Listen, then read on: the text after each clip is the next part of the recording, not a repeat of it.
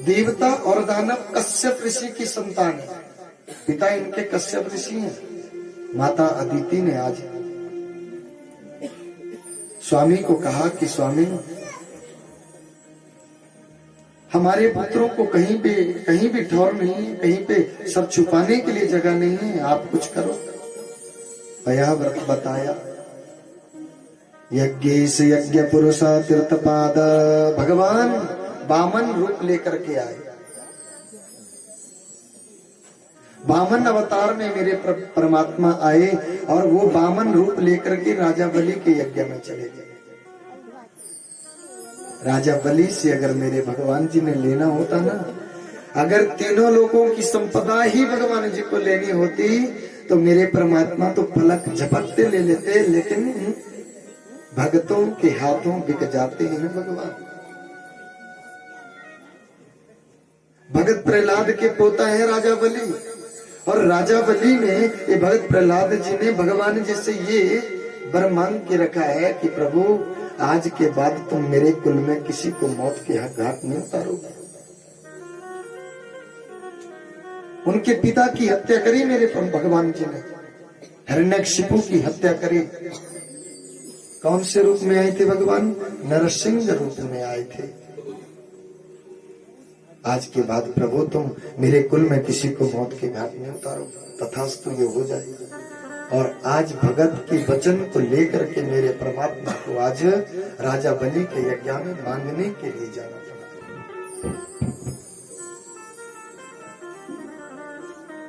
3 पग भूमि की याचना, 3 पग भूमि की कामना कर दी महाराज राजा बलि से कि राजन हमें और कुछ नहीं चाहिए, हमें केवल 3 पग भूमि चाहिए।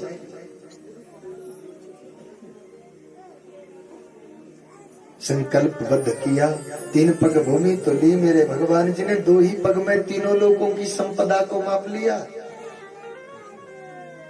2 ही पग में तीनों लोगों की संपदा को जब माप लिया, बोला राजा, अरे राजा बलि तुम बताओ, आपने तो प्रतिज्ञा ये ली है कि मैं 3 पग भूमि तुम्हें दान दूंगा, लेकिन ये तुम्हारी भूमि तो 2 ही पग में पूरी हो गई। तीसरा पग बोलो, हम कहाँ धरे, कहाँ रखें हम? राजा बलि ने अपने शीश को आगे किया, बोला प्रभु तीसरा पग मेरे सर के ऊपर धर दीजिए। आपने मेरी संपदा को मापा है, मुझे मापना अभी आप भूल गए हैं, अभी मुझे नहीं मापा है, अब मुझे भी इसके साथ माप लो। तीसरा पग मेरे सर के ऊपर। भगत की जीत हुई, भगवान की हार हो गई। अब तुम मांग करके देखो। उसी दिन से मेरे भगवान राजा बलि के द्वार पर बन करके खड़े।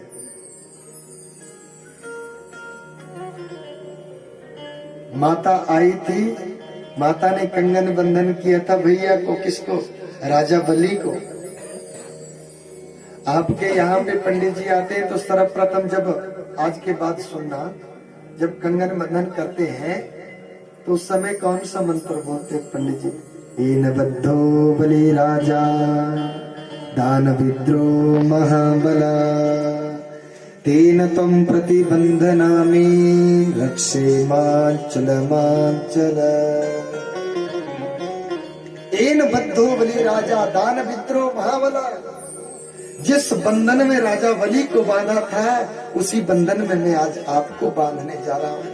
तेन त्वं प्रतिबंधनामि रक्षे मांचल। और ये आपकी रक्षा करने वाला हमारा और तुम्हारा ये बंधन मांचला मांचला कभी न टूटे, कभी न टूटे। ये बंधन नहीं टूटना चाहिए।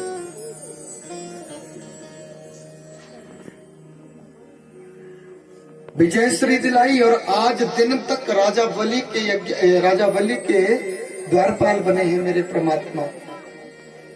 और तभी से रक्षा बंधन का त्योहार मनाया जा रहा है, चला आ रहा है।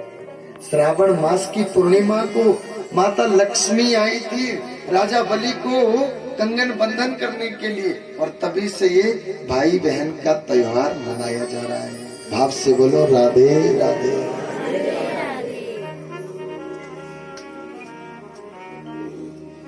भगवान सुखदेव जी कहते हैं कि सुनो राजा, आज तुम्हें 5 दिन हो गए भगवान की कथा सुनते सुनते। कुछ खा पी तो लो, तुमने तो कुछ खाया पिए भी नहीं, कुछ तो खा पी लो। भला प्रभु मेरा उदर तो भरे जा रहा है।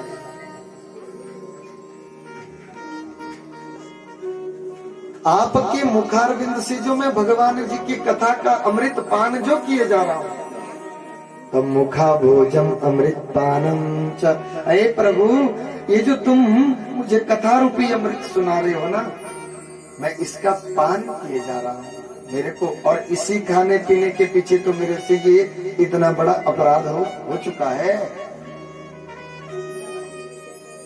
बहुत बड़ा अपराध हुआ मेरे से। मैंने खाने पीने की याचना करी, मुनि समीक से उनके पुत्र ने मुझे ये अभिशापित कर दिया कि जाओ तुम 7वें दिन तुम्हारी मृत्यु हो जाएगी और तक्षक नाग तुम्हें काट करके तुम्हारी मृत्यु कर देगी। मुझे कुछ नहीं खाना पीना। भगवान सुखदेव जी कहते हैं कि कमोबेश 18 पुराणों में आपको सत्यवादी राजा हरिश्चंद्र की कथा मिलेगी। कैसे काशी में चले गए, काशी में जाकर के अपने आप को बेच दिया, अपने आप को बेच दिया, लेकिन धर्म से थोड़े भी विचलित नहीं हुए। पत्नी सेव्या और पुत्र रोहितास के साथ आगे इन्हीं के वंश में महाराज सगर, इनके पुत्र अंश अस्मजस और पुत्र अंशुमान का वर्णन आया है महाराज। और इन्हीं के वंश में महाराज दिलीप जी का वर्णन आया है। कौन दिलीप? जिन्होंने कामधेनु नंदनी की सेवा करी और उस सेवा के फल स्वरूप क्या पाया है? वंशधर पुत्र भागीरथ की प्राप्ति हुई है। वंशधर पुत्र भागीरथ की प्राप्ति। और वो कौन भागीरथ? वही भागीरथ जो माता गंगा को पृथ्वी के ऊपर सर्वप्रथम लाए, वही भागीरथ। माता गौ माता की सेवा करें। हम और आप भी करते हैं गौ माता की सेवा? करते? कैसे?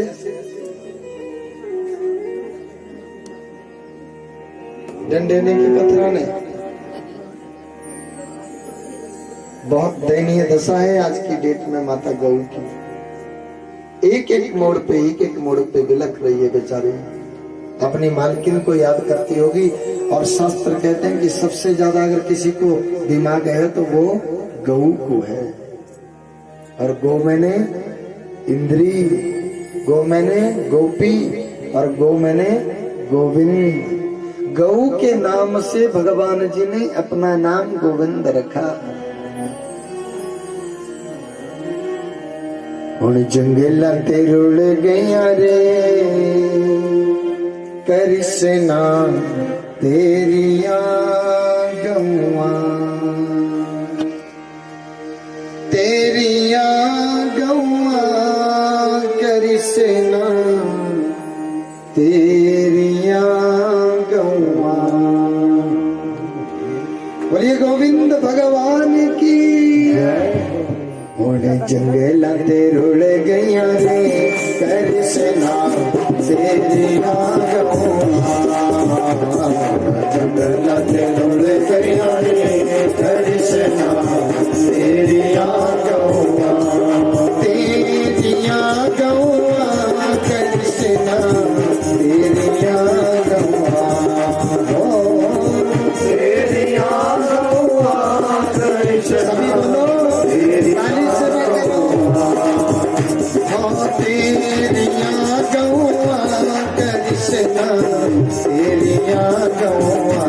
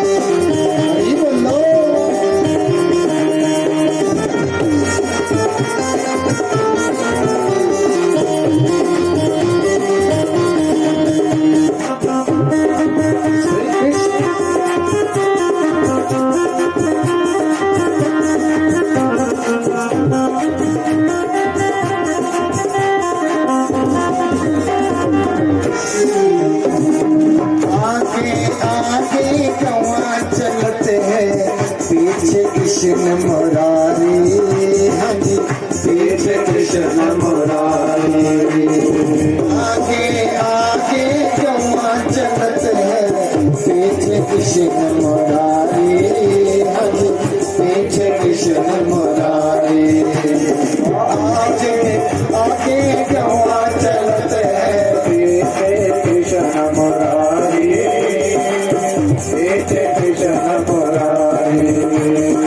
आज की गौआ आगे चलते मारे दुनिया सारी, मारे दुनिया सारी। आज भी गौआ आगे चलते मारे दुनिया सारी, मारे दुनिया सारी। सुबह हथियारे कृष्णा तेरी यादों,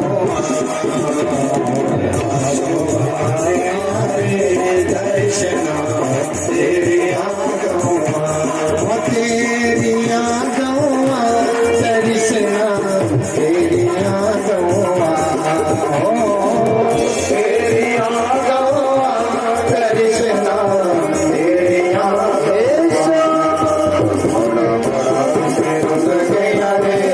कृष्णा तेरी यादों।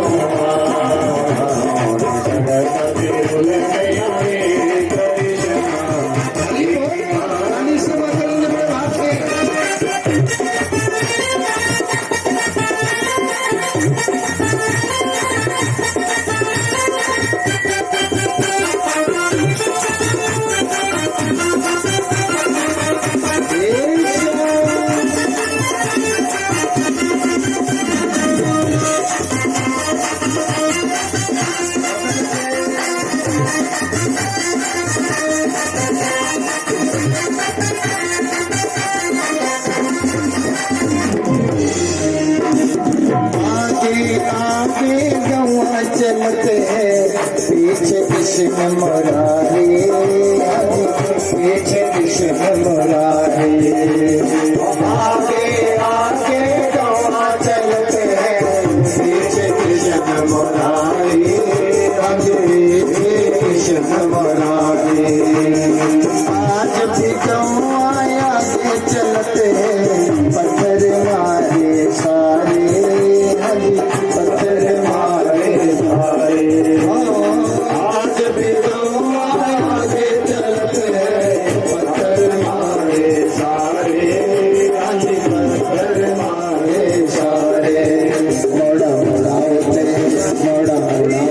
उड़तिया रे कृष्णा तेरी यादों, मोड़ा मोड़ाते उड़तिया रे कृष्णा तेरी यादों, तेरी यादों, कृष्णा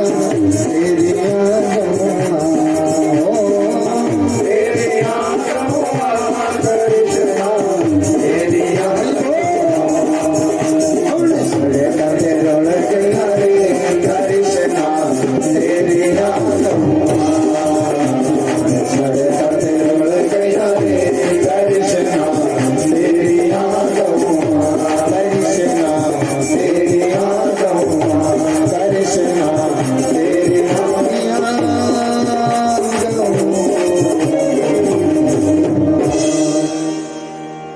गोविंद भगवान की। गऊ की सेवा से वंशधर पुत्र भागीरथ की प्राप्ति, और वही भागीरथ माता गंगा को पृथ्वी के ऊपर लाए, तभी माता गंगा का नाम पड़ा भागीरथी। माता गंगा का क्या नाम पड़ा? भागीरथी। यहाँ से थोड़ा रास्ता छोड़ दो, ये तो बहुत बातें कर रहे चलते चलते। माता गंगा को पृथ्वी पे लाए। क्यों लाए थे माता गंगा को पृथ्वी पे? सगर जी के 100 पुत्रों को साप लगा था, उनके उद्धार करने के लिए भागीरथ माता गंगा को पृथ्वी के ऊपर लाए, और तब से उनकी अस्थियों को माता गंगा में विसर्जित किया गया। और तब से ये प्रथा चली आ रही है कि हमारे बीच में हमारे पूर्वज कोई भी चले जाएं, हम उनके फूलों को लेकर के हर की पौड़ी हरिद्वार में गंगा माता में उनके फूलों को विसर्जित करते हैं। और माता गंगा सबका उद्धार करती है। भगवान जी से माता गंगा ने कहा था, बोला प्रभु मैं तो आऊंगी, लेकिन आने से बोला मैं मैली नहीं हो जाऊंगी, सबके पाप धोऊंगी, मैं मैली पड़ जाऊंगी। भगवान जी ने कहा था, बोला देवी तुम मैली नहीं पड़ोगे, तुम्हारे बीच में अगर कोई एक अगर पतिव्रता नारी, ध्यान देना, पतिव्रता नारी अगर तुम्हारे बीच में तुम्हारे में स्नान करने के लिए आ जाएगी ना, तुम उस पतिव्रता नारी का दर्शन करने से ही निर्माल्य हो जाओगे। बहुत बड़ी बात है। पति आज्ञा परिपालनीयम पातव्रतम, तेज धार की तलवार पे चलना वैसे है पतिव्रता धर्म, लेकिन पति की आज्ञा का पालन करना वही पतिव्रता धर्म। ऐसी कोई नारी आएगी तेरे समस्त पाप धुल जाएंगे। माता गंगा को, मेरे बेग को संभाल नहीं पाएगा कोई भी, मैं आऊंगी तो आऊंगी, लेकिन बेग को कोई नहीं संभाल पाएगा। भगवान शंकर ने हामी भरी, बोला हम माता को बैठने के लिए आसन देंगे, और भगवान जी ने अपनी जटाओं में आसन दिया। माता गंगा को बहुत घमंड था, माता महामाया। कई हजार वर्षों तक माता गंगा माता भगवान शंकर की जटाओं में फिरती रही, लेकिन कहीं से माता गंगा को बाहर आने के लिए रास्ता नहीं प्राप्त हुआ। जब सारा के सारा माता गंगा का घमंड चकनाचूर हो गया, फिर भगवान जी के चरणार बिंदों में नतमस्तक हो गई। फिर भगवान जी ने बाहर आने के लिए, दुनिया के कलेशों को धोने के लिए माता गंगा को रास्ता दिया। आगे बैठे थे जन्नू ऋषि अपनी तपस्या में बैठे थे, उनके पंच पात्र और उनकी कुटिया सामने। माता गंगा अपने बेग के साथ जन्नू ऋषि की कुटिया और पंच पात्रों को अपने बहाव में बहा करके ले गई। जब उनका ध्यान टूटा तो देखा रही कौन है, और सारी के सारी बहुत गुस्से में आए और सारी गंगा का पान कर गए, पी लिया सारी गंगा। अब कहां से रास्ता दें? यहां से देंगे तो उच्छिष्ट हो जाएगी माता रानी। जन्नू ऋषि ने अपने जानुओं से भगवती माता गंगा को बाहर आने का रास्ता दिया, तभी माता गंगा का नाम पड़ा जन्नू इयम कन्या स जाह्नवी। जन्नू ऋषि की कन्या बनी माता गंगा, और तभी माता का नाम पड़ा जाह्नवी, मान्नवी, सान्नवी, ईशान्नवी। ये सब माता गंगा के नाम है।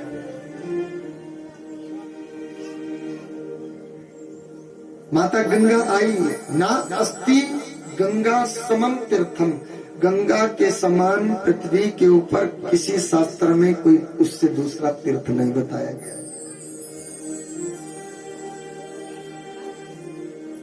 हमारा मन करे हम सालाना वहां पे जाएं, ना फुर्सत हो तो जीवन में एक बार अवश्य जाएं। और कैसे जाएं? खुशी दिल से जाएं। और गंगा के दर्शन मात्र से समस्त पाप धुल जाते हैं। ध्यान में डुबकी लगाने की भी, गोता लगाने की भी जरूरत नहीं है। शास्त्र कहते हैं कि गंगा के दर्शन मात्र से समस्त पाप धुल जाते हैं। हम जितने जाते, जितने दूरी तक हम चलते हैं ना, हम अपनी गाड़ी में जाएं तब भी, हम बस में जाएं तब भी, किसी दुकान में अपने जूते चप्पल रख के जाओ, अपनी गाड़ी में ही जूते चप्पल धर के जाओ। और जितने कदम मनुष्य, ऐसा लिखा है कि जितने कदम महामाया की तरफ बुला, नंगे पांव और चल करके माता के दरबार में आता है, और चलते चलते महामंत्र बोलता रहता महामाया का। गंगा का महामंत्र है हर हर गंगे, हर हर गंगे, हर हर गंगे। ये महामंत्र है माता का। और इस मंत्र का उच्चारण करते करते हम माता की तरफ अपने कदम बढ़ाते हैं, तो ऐसा लिखा है शास्त्रों में कि अश्वमेघ यज्ञ के प्रत्येक कदम पे अश्वमेघ यज्ञ के फल की प्राप्ति होती है, प्रत्येक कदम पे। माता गंगा विष्णु पादाब्ज संभूते गंगे तृप्तगामिनी धर्म द्रवीति विख्याते पापम में हरो जन्नवे।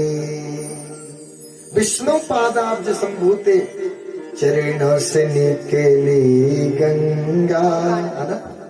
भगवान जी के चरणों से निकली कल कल कलाती, और माता भगवान जी के चरणों को स्पर्श करते हुए आई। गोमुख से निकली गंगा, गंगा सागर में जाकर के समाई और दुनिया के समस्त पापों को धो करके जा रही है।